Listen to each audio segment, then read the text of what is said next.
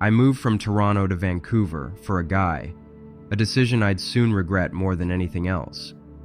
Looking back, uprooting my life for someone I barely knew feels like the most reckless thing I've ever done, but at the time, it made perfect sense.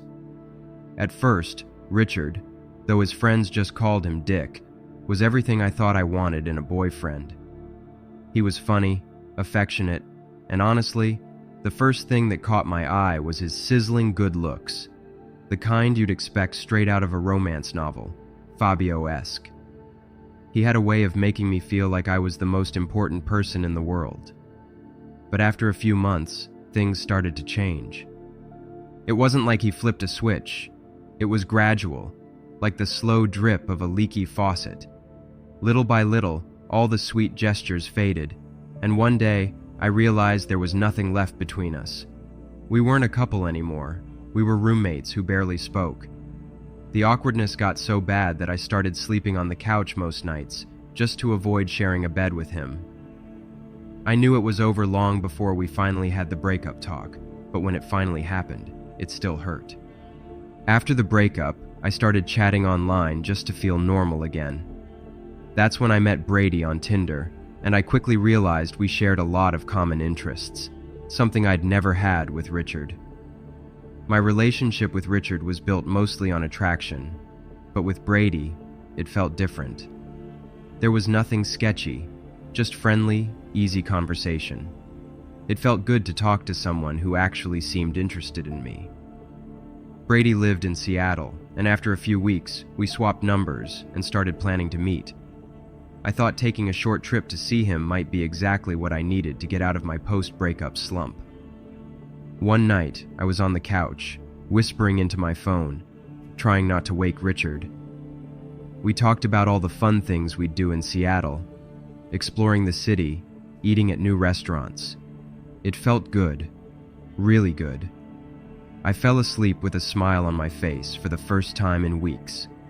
The next morning, however, that smile didn't last long. I woke up to a loud crash just a few feet away.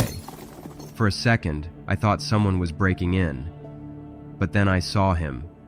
Richard, standing there, and he was smashing my laptop with a tire iron. I sat up, heart pounding, and asked him what the hell he thought he was doing. He sneered at me and said something about how he knew everything, that I'd been lying to him. Before I could say anything, he mentioned Brady's name, and my stomach dropped. I realized then that he'd gone through my phone. I tried to tell him that Brady was just someone I started talking to after we broke up, but Richard wasn't having it. He gripped the tire iron tighter and came at me. I barely had time to roll off the couch before he swung it at my head. I could feel the rush of air as the tire iron missed me by inches. I scrambled to my feet and tried to run, but he was right behind me, swinging again, yelling that I had ruined everything. I ran through the apartment, my heart slamming in my chest. Every time I tried to talk, he barked at me to shut my mouth. He said I'd gotten what I deserved. There was no reasoning with him. He was too far gone. I managed to get to the bathroom and slam the door shut just in time. He hit it with the tire iron so hard that the whole doorframe shook. He screamed that I had no right to walk out on him, that I'd pay for what I'd done. I tried to calm him down, telling him that I just wanted to grab my stuff and leave, but he didn't care.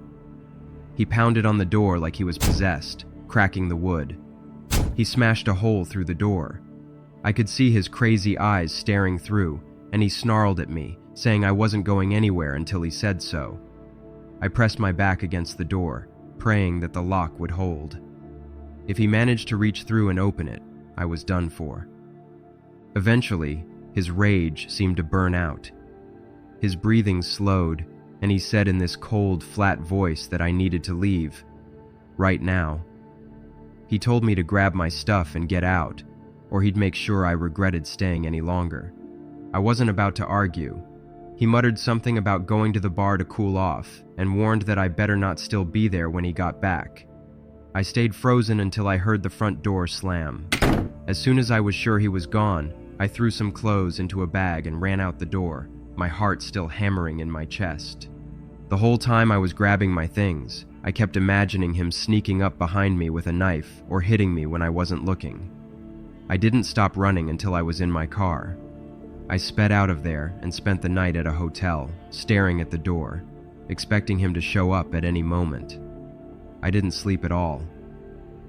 The next morning, I called my sister back in Toronto and told her everything. She begged me to come home, and I didn't need much convincing.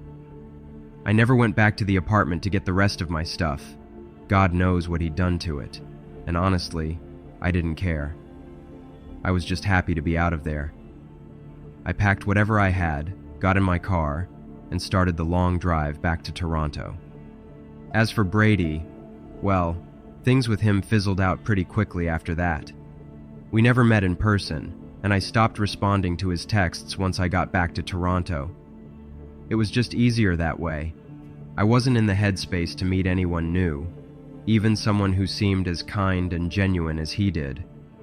The last thing I needed was more drama, especially with everything that had gone down with Richard.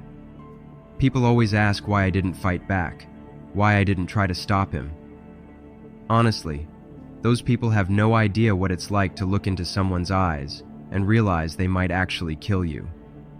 It doesn't matter if it's a man or a woman. When someone's holding a weapon and they're ready to swing, it's terrifying. I haven't set foot in Vancouver since. As for Richard, his friends might have called him Dick, and he truly lived up to the name.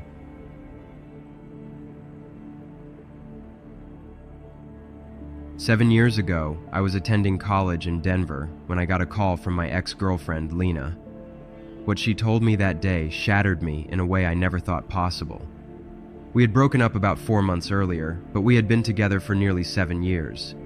We first started dating back in 8th grade, I think, when we were just kids figuring things out, and somehow managed to stay together through all of high school and into college. Her family had become like a second home to me, and her mom, in particular, took me in like one of her own. For someone like me, who never knew his own mother, my mother died giving birth to me. Having her mom in my life was something I never thought I'd experience. She was warm, supportive, and loving in a way I had always imagined a mom would be. Losing that bond when we broke up felt just as devastating as losing the relationship itself. When my phone rang that day, I didn't recognize the number at all. Turns out, she was calling from a new number. Normally, I don't answer calls from numbers I don't have saved, but that day, I was expecting a call from the Cheesecake Factory about a job I'd recently interviewed for, so I answered and instantly regretted it. Hearing Lena's voice on the other end hit me like a punch to the gut. She said we needed to talk, but I told her I wasn't sure there was anything left to say.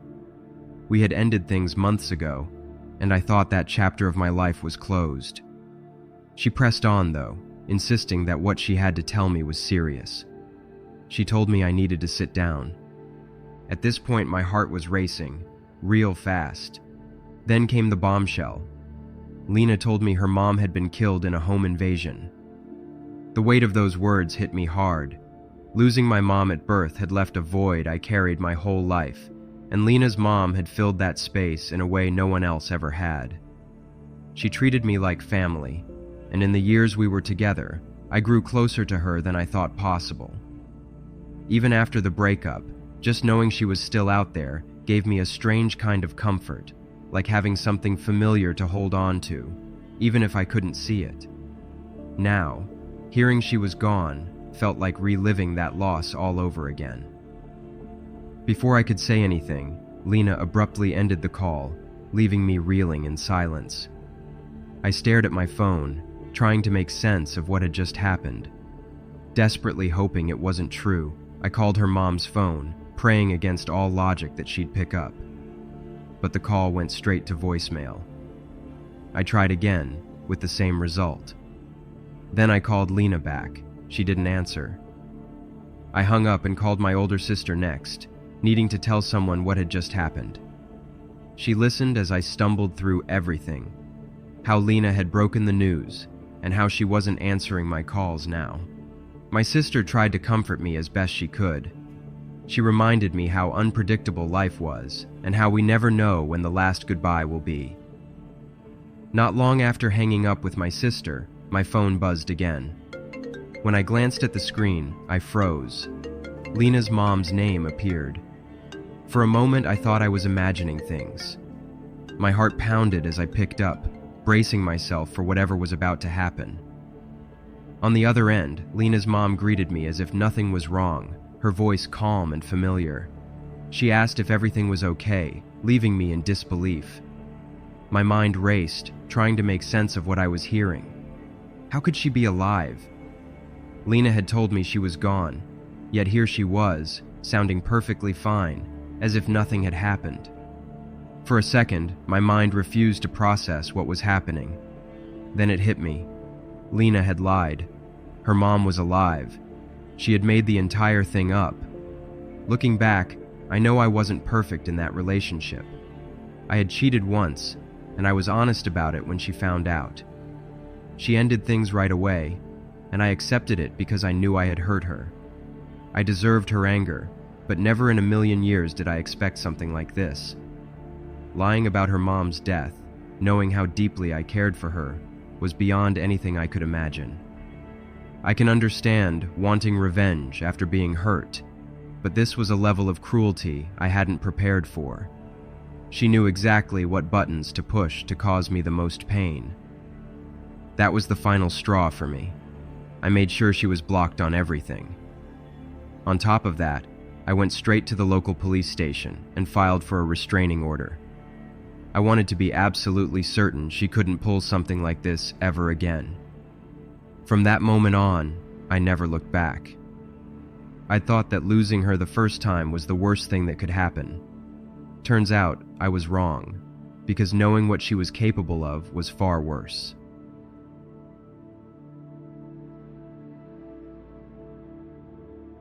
I hadn't spoken to Kevin since we broke up. The relationship had drained me.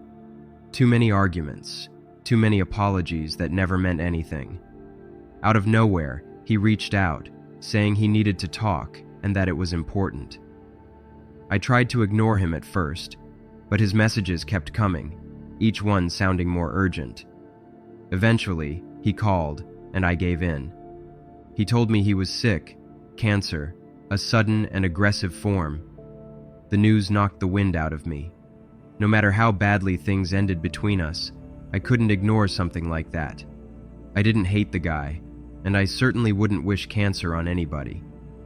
He went on to say it wasn't looking good, that doctors had told him he didn't have much time left. I felt a wave of guilt wash over me. Turning my back on him now didn't feel like an option. He knew exactly what he was doing. He talked about hospital visits, chemotherapy sessions, and how everything was taking a toll on him. His voice was shaky and soft, like he was struggling just to get through the conversation. Then he told me he didn't want to spend his last days alone and asked if I could come see him. I knew it was a bad idea, but guilt has a funny way of twisting your judgment, and before I knew it, I was at his apartment. When he opened the door, he looked thinner than I remembered, like the illness had already started to wear him down. He kept his hoodie on, saying it was because the treatments left him freezing.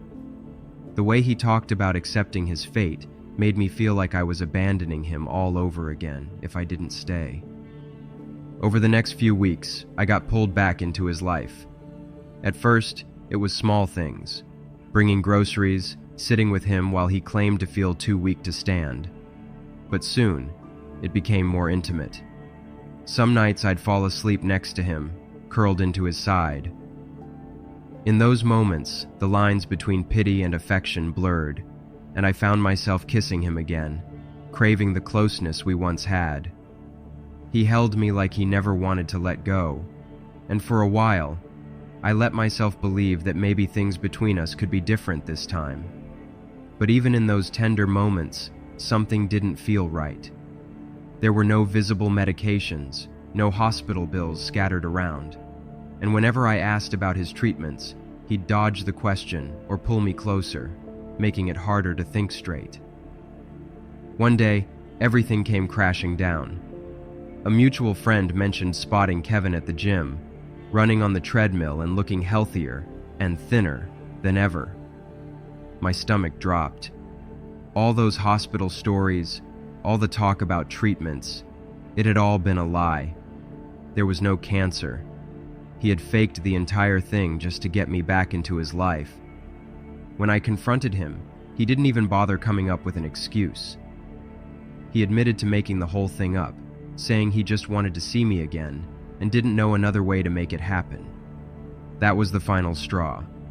I blocked him from my life completely and even looked into getting a restraining order, just in case.